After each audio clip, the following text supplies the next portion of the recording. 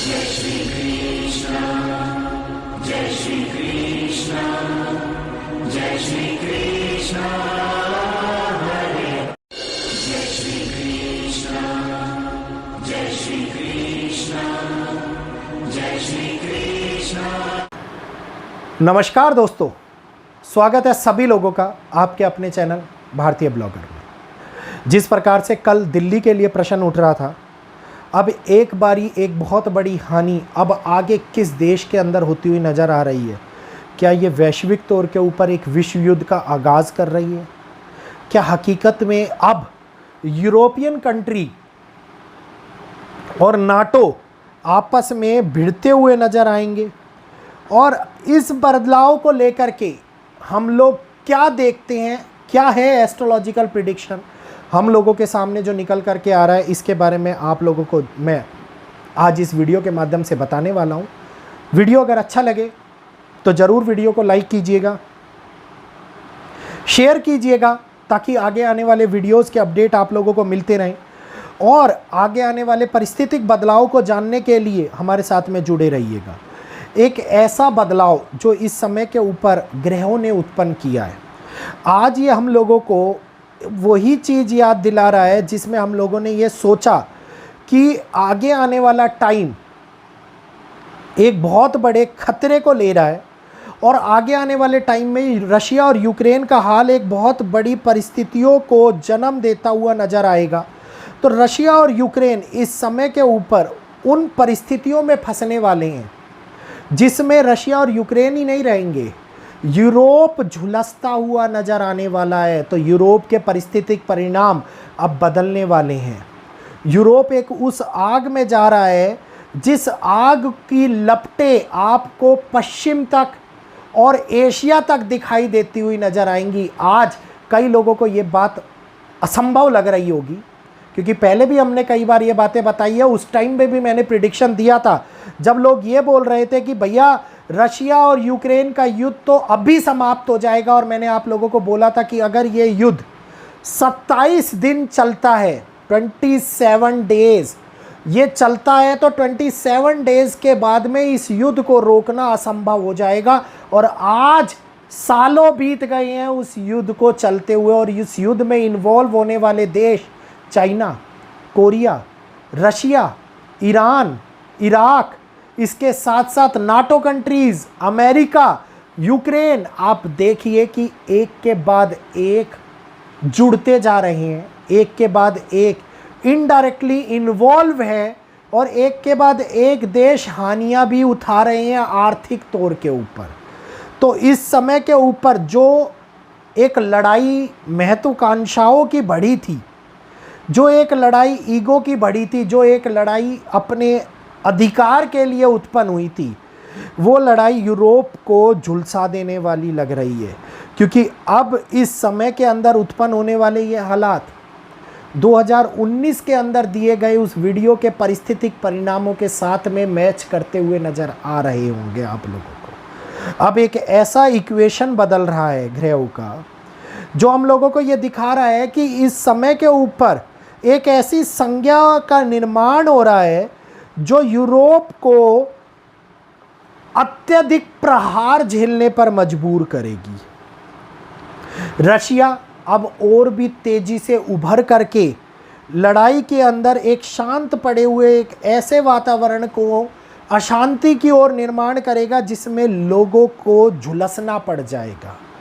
अब ये बात हम लोग समझ लीजिए, जिस प्रकार से मध्य पूर्व की धरती शुरू से वाइकिंग के टाइम से, वाइकिंग के पहले से लड़ाई का एक जरिया बनी हुई रही है, उसी प्रकार से वर्ल्ड वार की शुरुआत के अंदर यूरोपियन कंट्रीज़ ने भी एक महत्वपूर्ण भूमिका निभाई है। और यूरोपियन कंट्रीज़ ने जो महत्वपूर्ण भूमिका निभाई है वो इस समय के ऊपर उत्पन्न होने वाली अकल्पनीय घटनाक्रम को की श्रृंखला को जन्म दे रही है, जिन घटनाक्रमों में यूरोप विश्व के अंदर आधार बदलने का काम करेगा। युद्ध सामाजिक दृष्टिकोण को पूर्ण रूप से बदल करके रख देंगे। एक ऐसा निर्माण भी शुरू होगा जहां पे पश्चिम में डॉलर की हानि और कहीं ना कहीं यूरो का आगे बढ़ना आप लोगों को आगे आने वाले टाइम के अंदर देखने को मिले।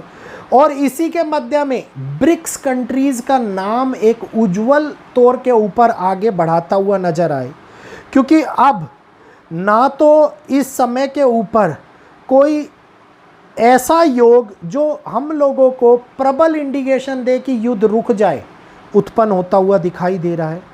यूरोप आर्थिक रूप से प्रबल होता हुआ दिखाई दे रहा है। कितने ही बड़े बड़े ये कहिए सैंक्शन लगने के बावजूद भी आगे आने वाले परिस्थितिक साल यूरोप के लिए जो 26 और 27 के रहने वाले हैं, वो नए कालखंड के बदलाव को लाते हुए नज़र आ रहे हैं। यूरोप की परिस्थितियां एक बहुत बड़े बदलाव को एक्सेप्ट करने के लिए तैयार हो चुकी हैं। तो यूरोप कई देशों का समूह है, जिसमें नाटो कंट्रीज़ भी हैं यूरोपियन देशों के अंदर, और कई कंट्रीज़ ऐसी हैं जो किसी भी प्रकार से रशिया को अच्छा नहीं समझती। तो रशिया को अच्छा नहीं समझना, रशिया के साथ में युद्ध में इन्वॉल्व होना, ये एक बहुत बड़े यूरोप के बदलाव को लेकर के आएगा। धरती कालखंड को बदलेगी, देश रूपरेखा को बदलेंगे, मानचित्र बदलते हुए नज़र आएंगे आगे आने वाले टाइम के अंदर आप लोगों को।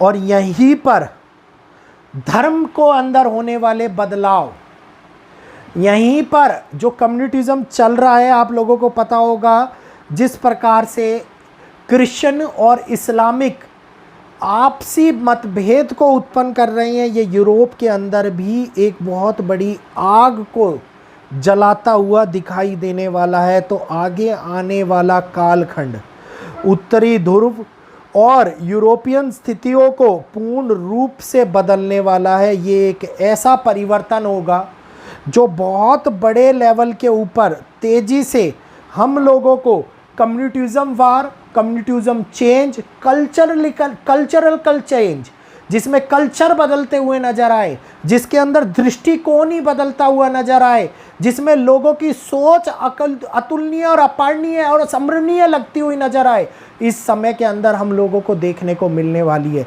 तो आगे आने वाले कालखंड के अंदर यूरोप में होता हुआ बदलाव पूरे विश्व के ऊपर एक नई समीक्षा, एक नई पहलू और एक नई सोच छोड़ने वाला बनता हुआ दिखाई देगा। उम्मीद करूंगा आज का ये वीडियो आप लोगों को अकल्पनीय ज़रूर लग रहा होगा, कुछ लोग इस बात को नहीं मानेंगे, लेकिन जब ये घटित होगा तो संभवतः यही वीडियो आप लोगों को याद आएगा कि हाँ, किसी व्यक्ति ने ये बात 2019 में याद कराई थी और उसके बाद 2025 में फिर से उसी बात को दोहराया और आज ये बात हमारे सामने सत्य होती हुई नज़र आ रही है। तो उम्मीद करूँगा अगर वीडियो अच्छा लगा हो आप लोगों को तो जल्दी से वीडियो को लाइक कीजिए, शेयर कीजिए, और नए लोग जो चैनल पर पहली बार वीडियो को देखने के लिए आए हुए हैं या फिर जिन लोगों ने अभी तक सब्सक्राइब का बटन नहीं दबाया हुआ है, जल्दी से चैनल को सब्सक्राइब का बटन दबाइए, चैनल का हिस्सा बनिए, हम लोगों के साथ जुड़िए और वैदिक एस्ट्रोलॉजी की ताकत को समझने का प्रयास कीजिए। हवाई हादसे प्रमाणित हुए, ट्रेन हादसा प्रमाणित हुआ, लड़ाई प्रमाणित हुई, पहलगांव हादसा प्रमाणित हुआ, हर स्थान के ऊपर एस्ट्रोलॉजी ने अपने आप को प्रमाणित किया है। बस फ़र्क इतना है कि मनुष्य उसको समझ नहीं पा रहा है। तो आज के लिए इतना ही, इजाज़त चाहूँगा। जय श्री कृष्णा, जय माता।